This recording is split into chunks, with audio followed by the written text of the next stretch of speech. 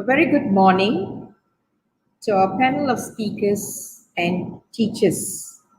It is indeed a pleasant morning to meet on this webinar to talk about English language in the preschool classroom, the way forward. Ladies and gentlemen, today's webinar will highlight a few aspects. We will discuss, firstly, issues and objectives and challenges. So issues and challenges in the preschool classroom pertaining to the teaching and learning of English language. We will also share some fun language strategies in the teaching of English in the preschool classroom, as well as explore learning strategies for gifted Aboriginal learners. We will conclude the discussion today by discussing the way forward for English language development in preschool. Ladies and gentlemen, allow me to introduce our panel of speakers for today. With us this morning, we have Emeritus Professor Dr. Aminah Ayub from the Faculty of Human Development, University Pendidikan Sultan Idris, and Associate Professor Dr. Sui Chu Go from the Department of Educational Studies, Faculty of Human Development, University Pendidikan Sultan Idris. Thank you for being with us today, and we are also very privileged to have with us Ms. Genevieve Thrace, a senior lecturer in Learning, Teaching and Inclusive Education, University of New England. She's currently pursuing her PhD in Appropriate Talent Development for Gifted Aboriginal Learners. I would also like to take this opportunity to introduce the academic lecturers who have been working very hard on this webinar with me. They are from the Department of Assessment and Evaluation, Puan Hardip Kaur Darshan Singh, Puan Hajah Munira binti Hariri, Puan Nurliana binti Ismail, and Puan Nur Izni binti Hassan. Ladies and gentlemen, before I proceed with this discussion on this webinar today, allow me to talk about the current scenario in our preschool education in Malaysia. At this point of time, we have a curriculum on National Preschool-Based Curriculum, or NPSC, in Bahasa we call it Curriculum Standard Prasekolah Kebangsaan, KSPK, revised in 2017. With this curriculum in practice, the allocation of time for teaching English language has been given a major focus. 600 minutes have been allocated for instruction language in the English language. Now, with this emphasis, there is a great need for upskilling of preschool teachers in using English language in the classroom. Preschool teachers need the exposure to practical play-based strategies and activities for teaching English in order for them to fulfill the requirement of the curriculum. To this end, it is our hope that today's webinar will be helpful. I would also like to take this opportunity to share some of the initiatives taken by ELTC to support our preschool teachers. Now, we have English for Preschool Teachers, or EPT, and the aim of this program is to improve English language proficiency among preschool teachers and at the same time to enhance their instructional language and pedagogical skills in teaching English in the preschool classroom. The program is designed to provide a repertoire of language-based activities with ample practices and sample language structures through appropriate methodologies for the preschool classroom. And I'm happy to announce that by today, we have about 305 preschool teachers who have undergone this program successfully. The second initiative is called Fun Learning in the Preschool Classroom. Now, this program is under the Highly Immersive Program, or HIP. So under this Fun Learning program, teachers are given training on fun learning activities, such as using slime to teach English in the preschool classroom, tarsia, dramatic play, book craft, reader theatre, dialogic reading, and many others. 352 teachers were trained, and the teachers have successfully implemented these activities in their classroom, and they have shared with us evidence of this implementation via video clips. And we also have another initiative that we recently worked on, which is the digital toolkit in the preschool classroom. The content of this digital toolkit is mainly on cooperative learning strategies and digital learning tools for the preschool classroom.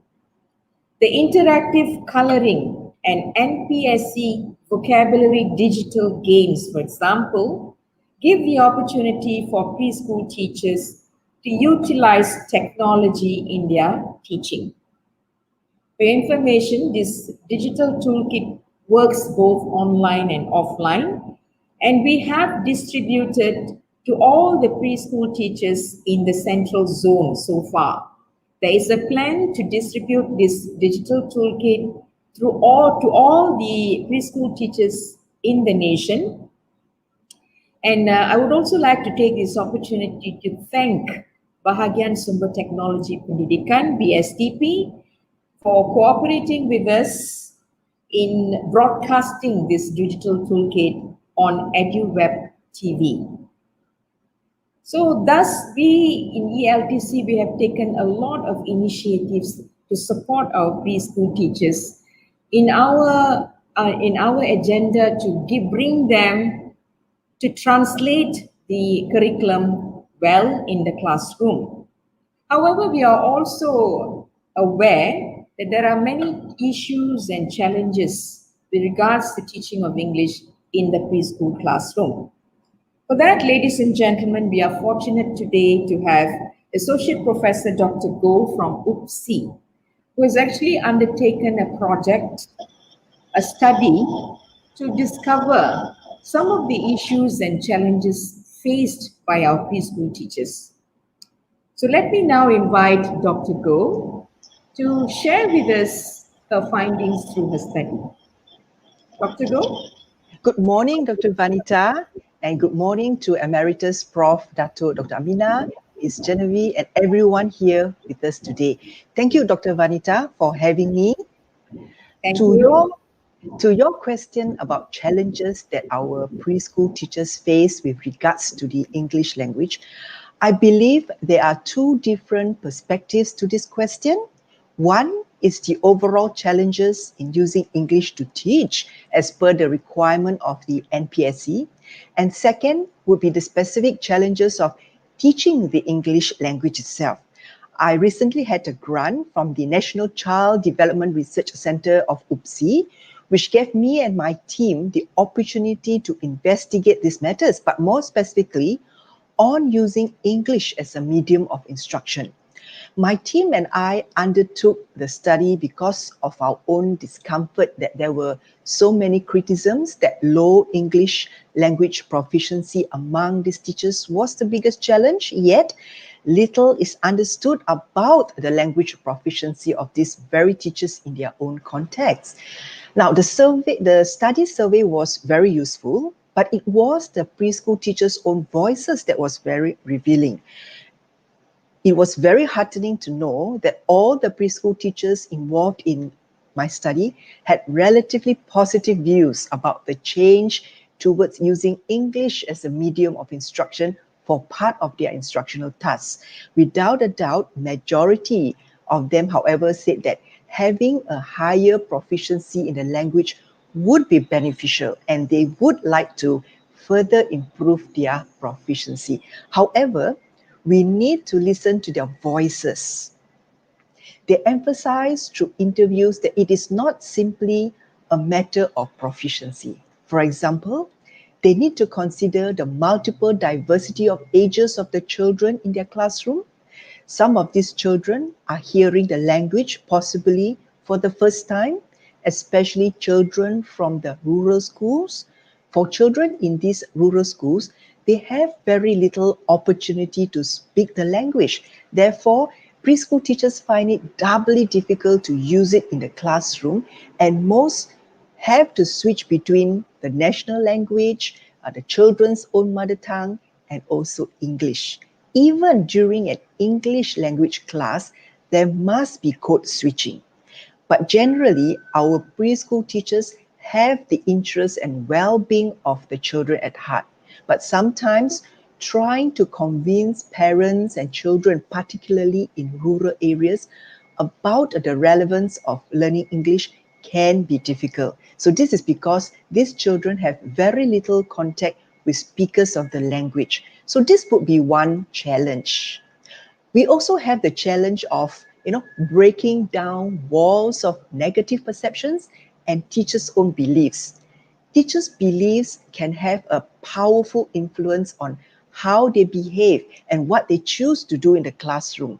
For example, if these preschool teachers feel that the use of English provide no additional advantage to the children's learning, then they are unlikely to use it. However, my personal belief is that negative perceptions and beliefs are not necessarily a barrier in itself. In fact, it could be a red flag to us, teacher educators, to ELTC teams, that something needs to be done and reasons for such negativity must be teased out. Now, moving on to the challenges specific to teaching of the English language, one challenge tends to jump out. It concerns pedagogy and proficiency. Now, as part of the NPSC, the curricula do have an emphasis on children's communicative competence. Pedagogies such as communicative language teaching, CLT, or task-based learning and teaching, TBLT, are taught and recommended. Preschool teachers during their teacher preparation are introduced to underpinning theories and to the practical applications of many teaching approaches. But sometimes they still struggle to implement it effectively. Sometimes you wonder why. Well, from the study in our Malaysian context, proficiency levels coupled with maybe their lack of confidence in their ability are generally two main reasons. When teaching English, when we use CLT or TBLT or other teaching pedagogies, they do demand particular classroom procedures. Therefore, the struggle between these teaching approaches and using English do cause anxiety. And then this anxiety can then snowball to other issues, such as difficulty in maintaining class discipline, dealing with children who are at different stages of learning, children with different individual needs, trying to motivate these children and at the same time balancing their expectations. Dr. Vanita? Thank you, Dr. Go. From what you have presented, I gather a few things. Yeah. Yes. Firstly, I think one of the challenges that we face is that the teachers have their voice, and that should be heard. Yes. They believe it is not so much the level of language proficiency, but it's beyond that. And secondly, you also spoke about the context, the issue of schools in rural areas and how English is not even the second language. The first time that children even listen to this language. So that's the second challenge. And thirdly, you also talked about teachers' beliefs. Yeah, there's a negativity towards the language. Because if they feel English is not necessary in the specific context, so why teach? That's the next challenge that you talked about. And very interestingly, you also spoke about pedagogical issues, the struggle between not knowing how to deliver and having the command of the language to deliver. These are very important issues that, yes, I agree that all of us should look at. What's more important is that we need to think of what are the strategies that we can use to help support these teachers in delivering the lessons effectively in the preschool classroom. And the other thing that we should also think about is how do we actually motivate our children to learn the language? So perhaps we have with us Professor Emeritus Dr. Amina, okay, who has mass experience in this field. She has been a practitioner, she has been in the field for a very long time, and I believe she is here today to share with us the knowledge and experience to support preschool teachers in delivering the language effectively in the classroom. Prof, are you ready? Yes, thank you, Dr. Vanita, and thank you for having me in this webinar. I really enjoyed the discussion so far. And yes, to answer your questions, what are some of the teaching strategies and how to motivate the preschool children in learning English? Yeah.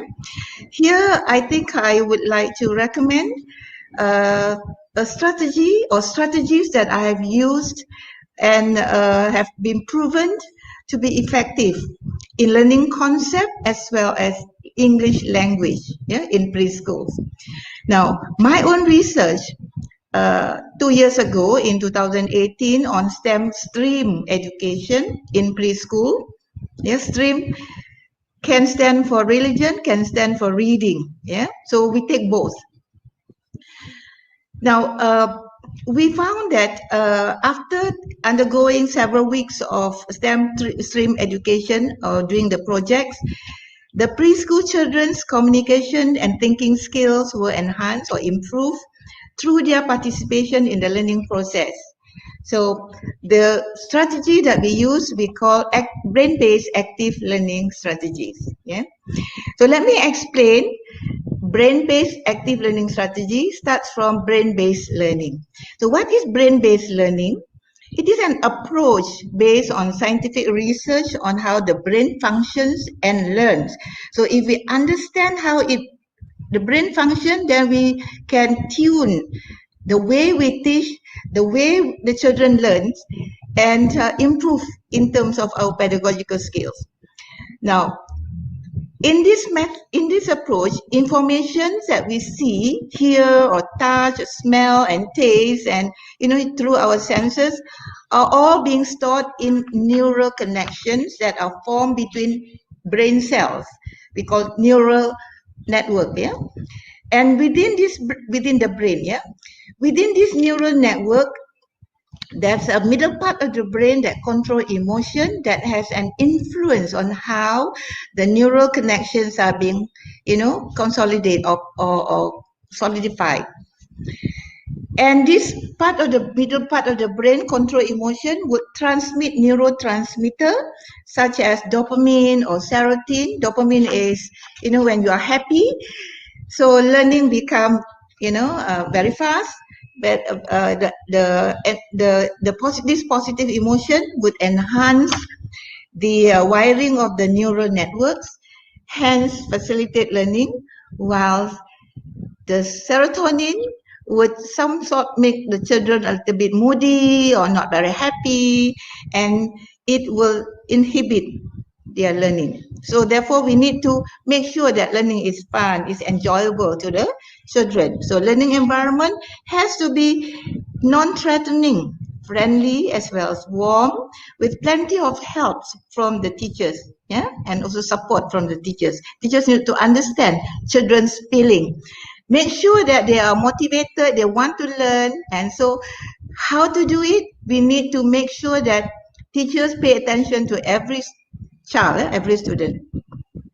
So the brain-based learning being incorporated with active learning strategies, so we call brain-based active learning strategies, which will make the learning full of actions, hands-on, enjoyable, fun and interesting, because they would be learning with a lot of concrete materials around them, besides just what you call things that the teachers need to prepare, besides words, what you call flashcards and so on and so forth. So these are contextual learning where they can see and touch and draw and paint and work on it. So this will make it active and they will enjoy it. Yeah.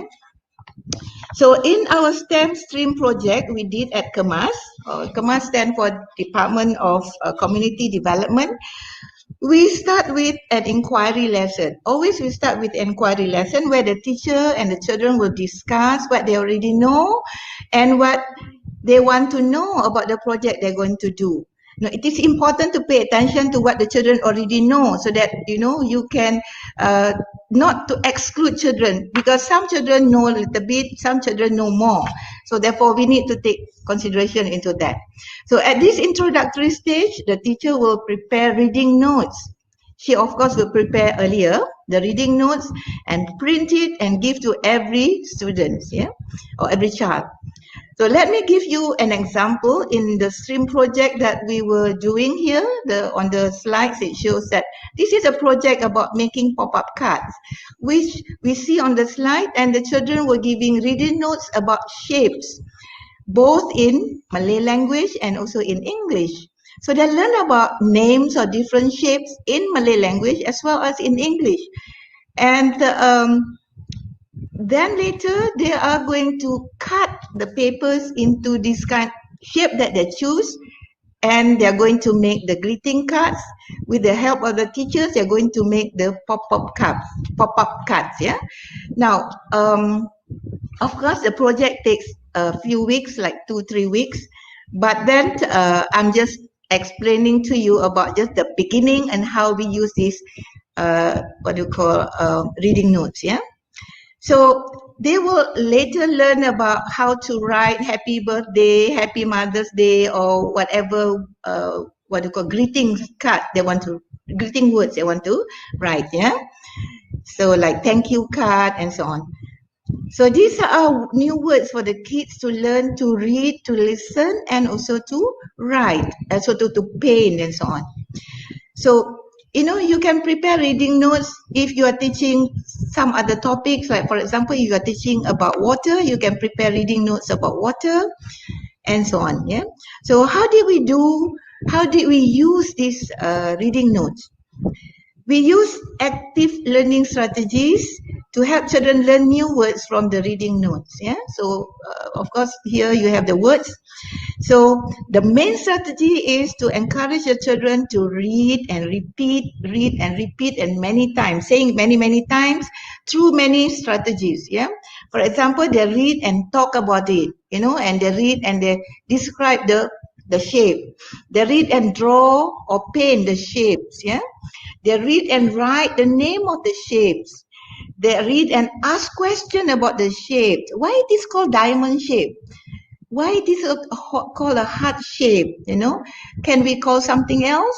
So these are some of the questions perhaps, they can ask in Malay, but the teacher can translate it into English so that they can become familiar in learning or listening to English sentences. Yeah. Now, why it is important to repeat now?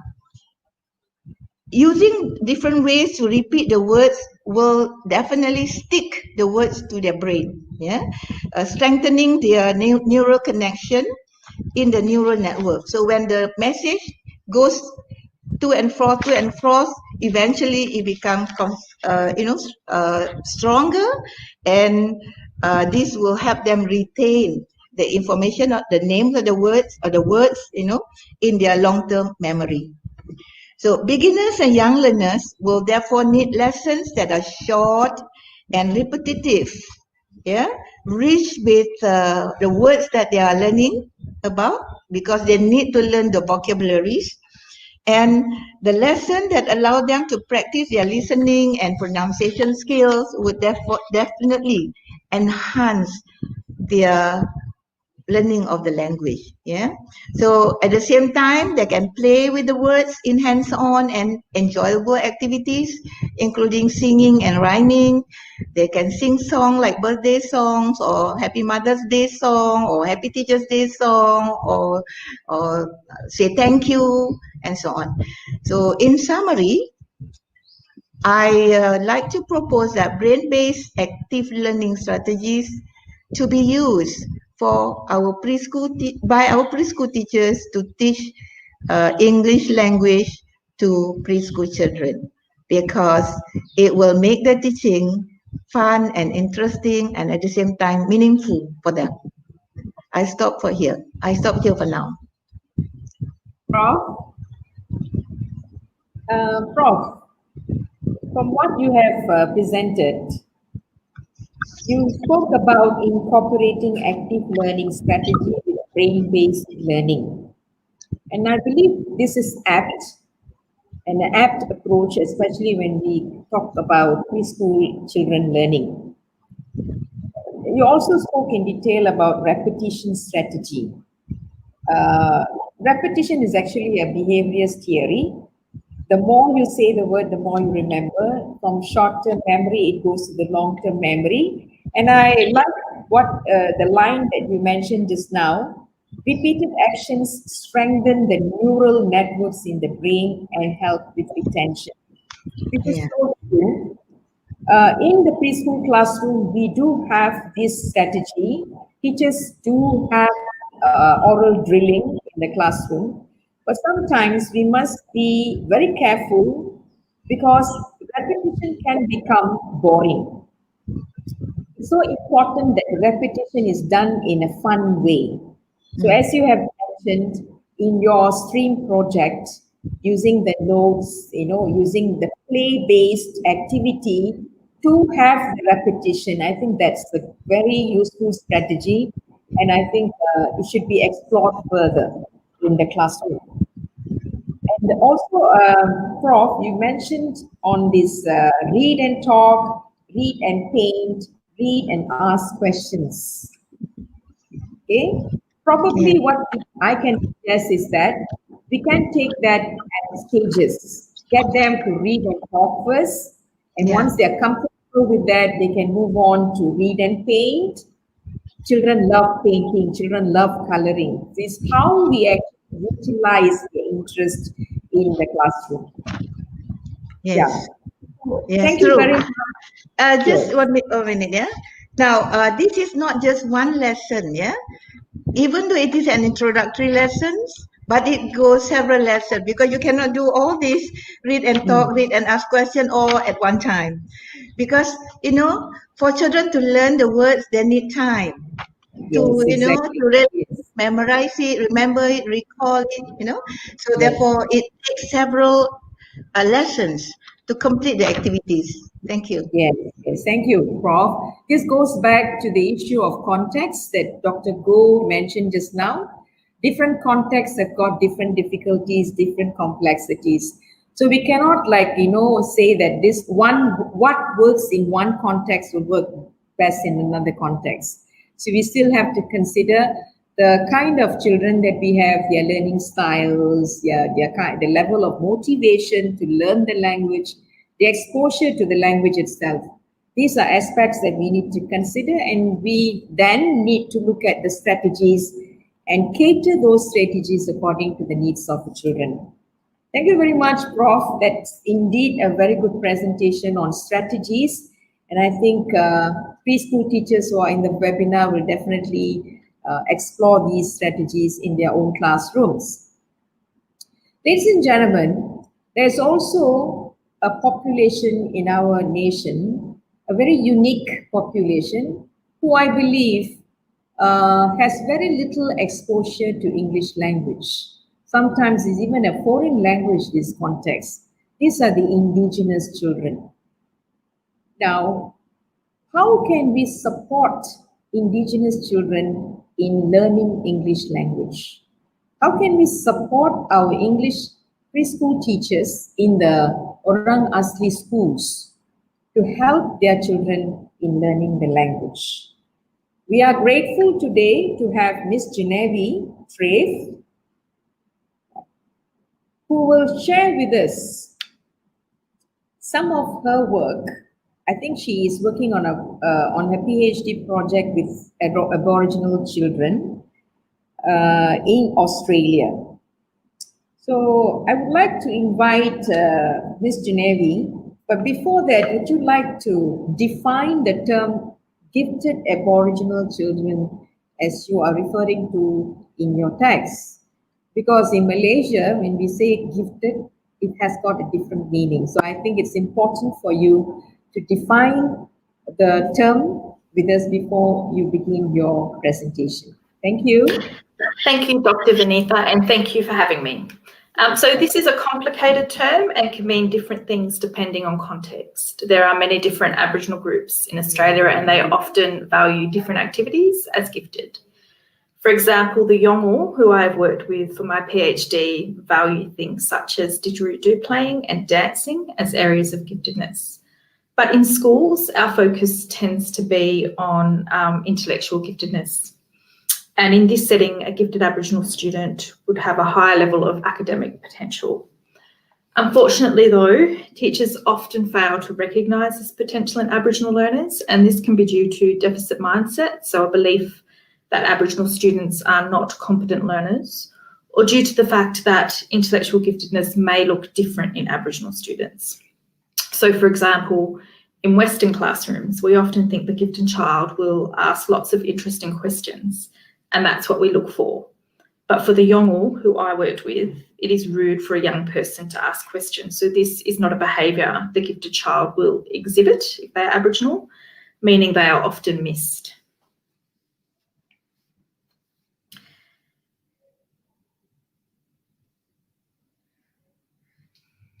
The Aboriginal in your country, they have different values, they have different expertise. Is that what you're trying to say?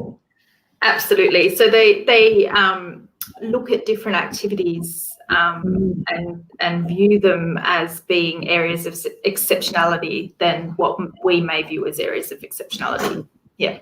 And then if they are intellectually gifted, it might not look like what we'd expect it to look like in the classroom. That's Interesting. That is very in line with in our country, in Malaysia. In Malaysia, we have at least 36 sub-ethnic groups of Indigenous. We call them as Orang Asli in Malaysia. It's a term, an official term that we use. And I myself worked with this group for my PhD. And in my study, I explored responsive pedagogy. I'm sure you're familiar with responsive pedagogy. Yes. And I explored, using the language to teach English, and I think my findings were really good. Yeah, so allow me, gentlemen, to invite Ms. Genevieve to share with us some of the findings or ways that she has used in teaching the Aboriginals in the context of Australia, and how we can draw some of these findings for our own good. Yes, Ms. Genevieve? So I have worked in schools across the Northern Territory in Australia, and these are schools that cater for remote Aboriginal learners. So these students often speak English as a second, third, fourth, etc. language or dialect. And despite this, English is the mode of instruction in most Australian schools. So there are some bilingual schools, but these are the exception rather than the rule. I noticed early in my teaching career that many of these students had greater content knowledge and understanding and skills than they could express in English. Yet all the learning was targeted at their English proficiency, leaving many of these students bored in the classroom, so they couldn't communicate what they knew. So for my PhD studies, I set about working on a program that would cater for these gifted Aboriginal students that our schools often miss. What is interesting is that when these students are identified early and provided the type of higher order instruction that meets their needs, Their English skills improve at a rapid rate, and teachers are then more inclined to provide them with the type of learning that allows them to thrive across the curriculum. So some of the strategies that we found effective for working with gifted Aboriginal students included allowing them to communicate in their first language about the content they were covering, and then moving, so they're communicating with their other first language speakers and then moving them into English. Another thing that seemed to work for us was to bring community members into the school to work with the gifted Aboriginal students, both in class and out of class. It also helped when teachers and community members had time to work together to dialogue over the best way to meet the needs of these learners.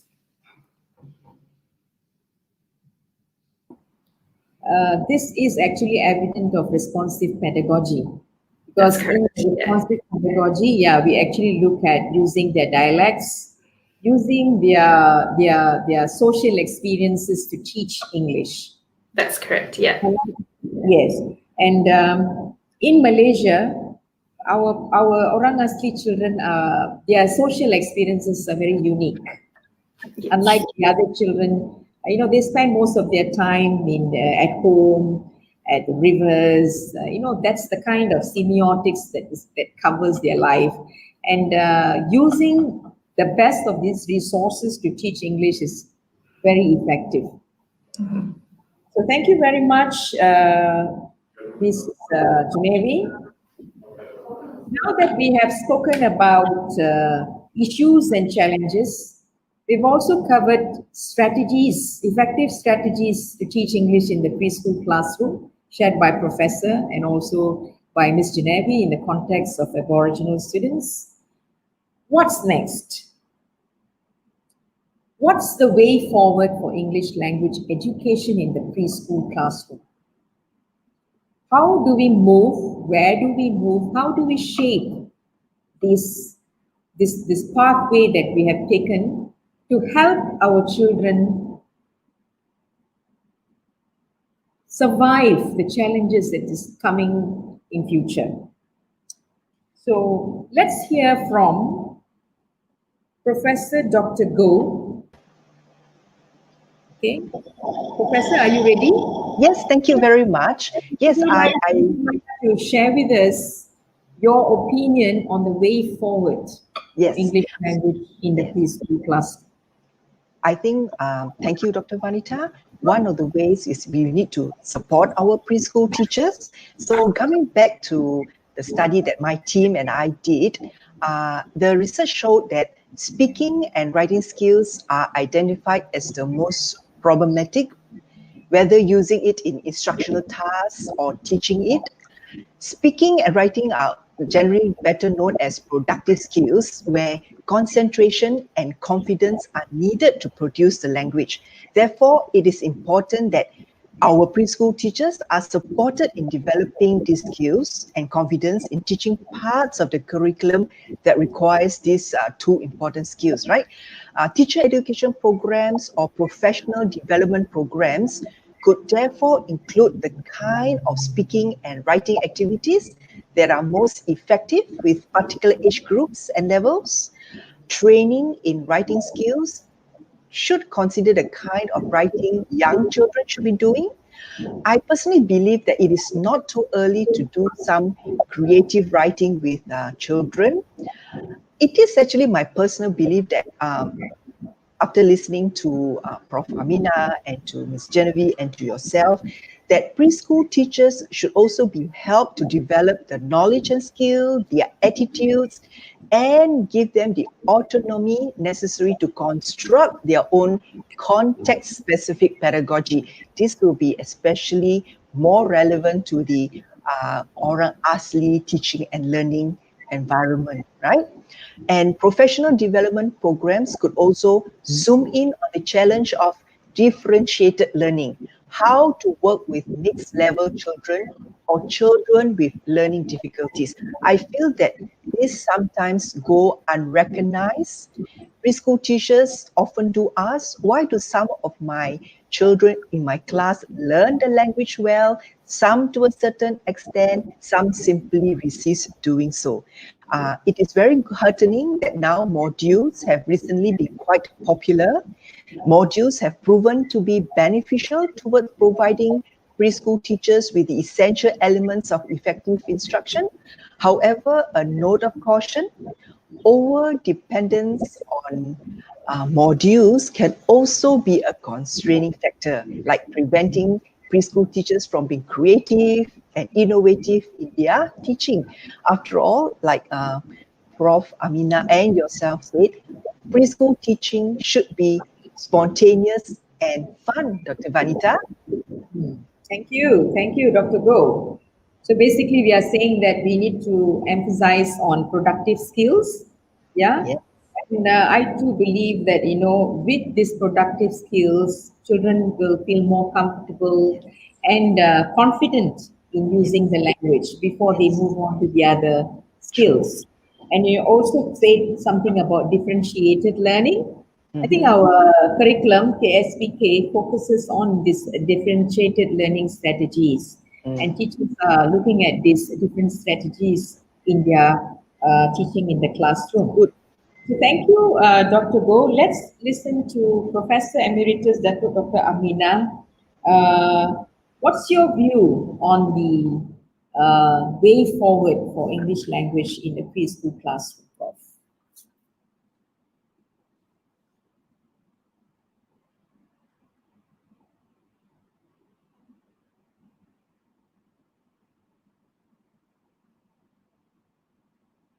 Prof, you're muted, I think. Yes, sorry.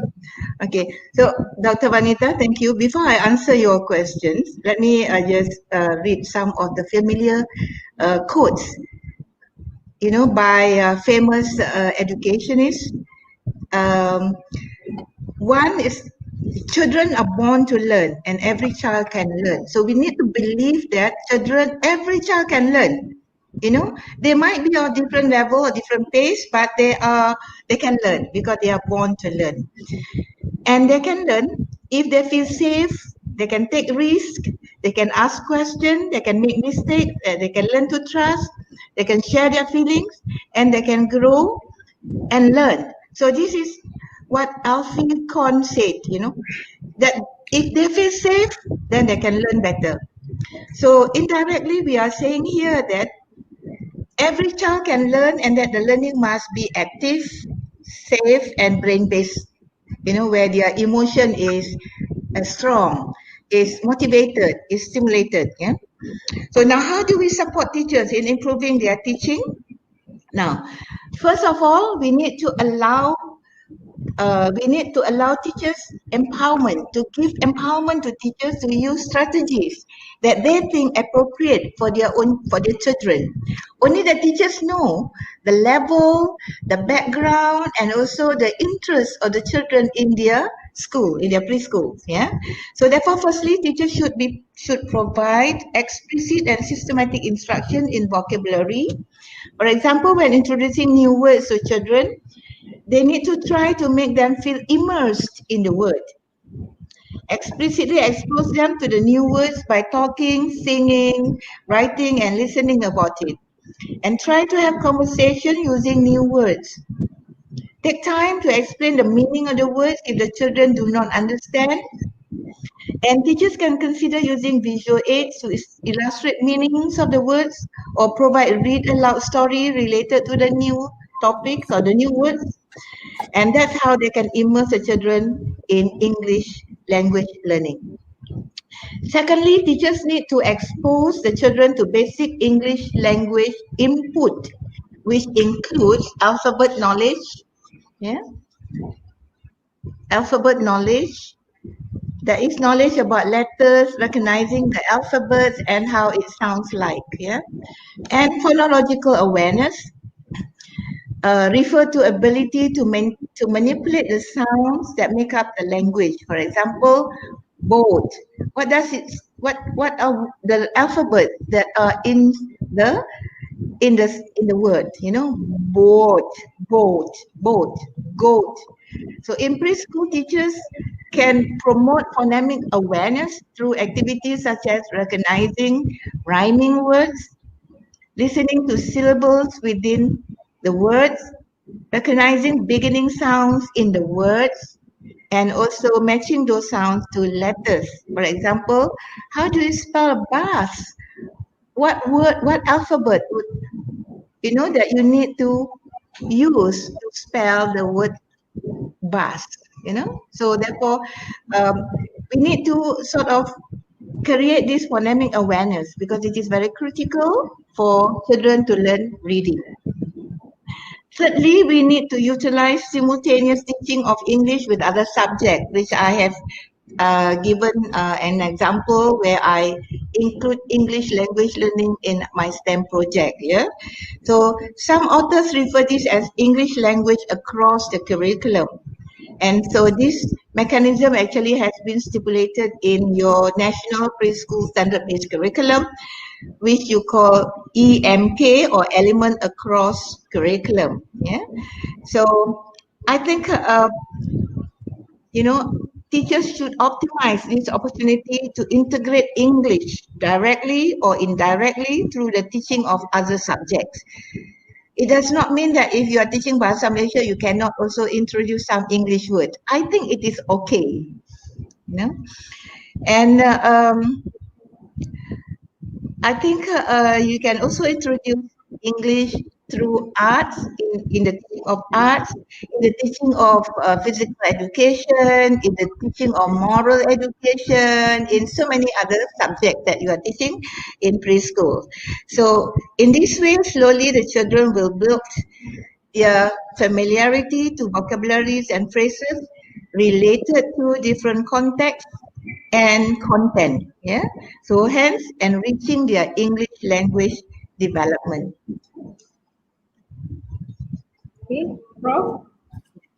Thank you very much. I liked the term immersion that you used. Yeah. Thank you. Yeah, I believe language is acquired when there is rich input surrounding the context.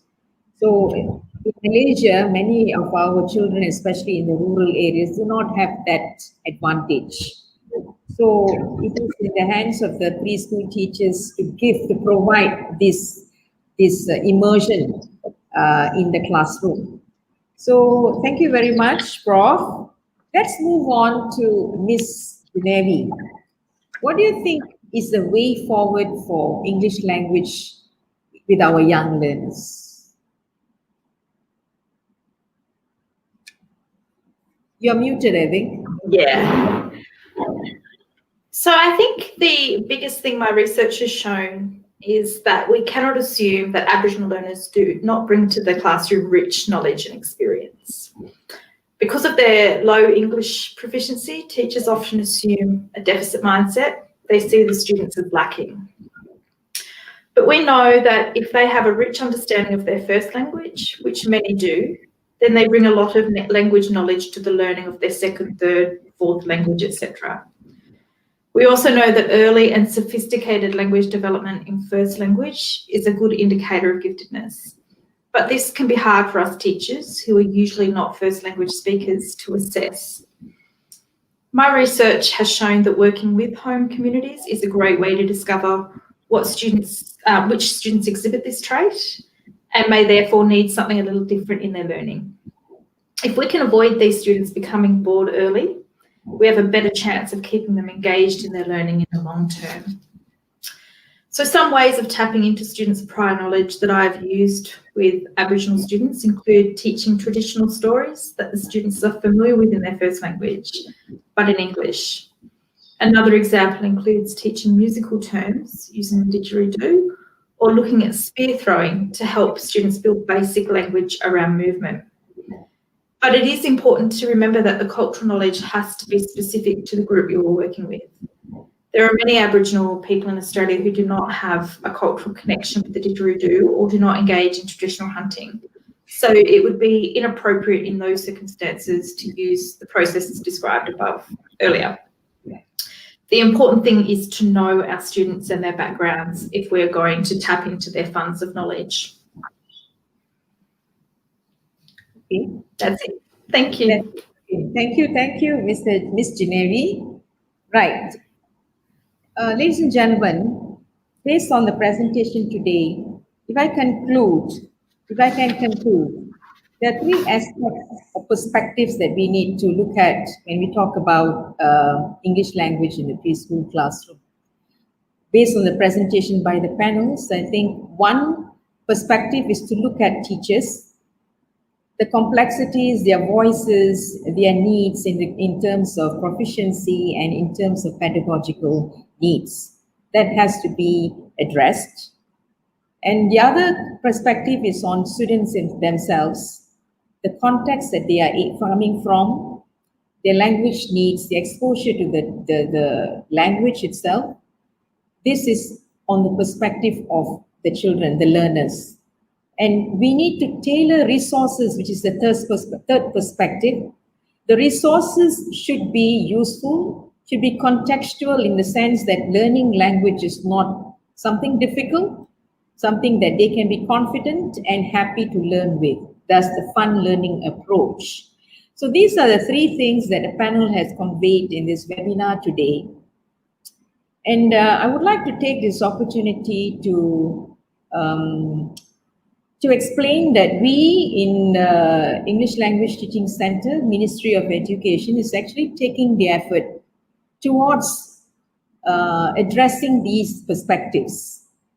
As an in-service institution, in-service training institution, we focus on continuous professional development for English language teachers.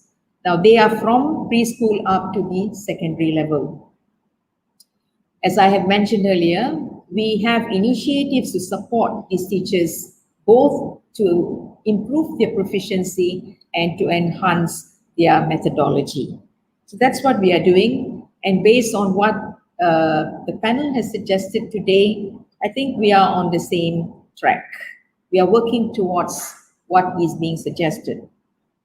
So, ladies and gentlemen, before I summarize, or rather I conclude this webinar today, it is my belief that we are living in a very fast-changing, advanced technological world. Okay, the world is changing dynamically. Okay, what we see today may not be what we see tomorrow, what we will see tomorrow. So it is only right for us to prepare our children to face this world. It's going to be a different world for them. And for them to survive the coming world, they need the language. And as Professor Emeritus said, English language is an international language. It's not only an international language, but it's a language for survival. I remember one of Vygotsky's key words in his thesis, that children make sense of the world through language. So if we are working towards helping our children to make sense of the world, then I think it is a concerted effort that we are looking at, not only from the ministry, it's also the teaching force, the parents, the community, everyone, every part of the ecosystem should come together. And I think based on what has been delivered today, the way forward for English language in the preschool classroom is definitely positive. Now, let me also take this opportunity to once again thank Professor Dr. Aminah Ayub, Associate Professor Dr. Swee Chu Go, and Ms. Genevieve Fritz for sharing with us useful and strategic ways on shaping the way forward for English language in the preschool classroom. We will definitely take back all the input given today in this webinar and make full use of it for the benefit of our young children in our schools.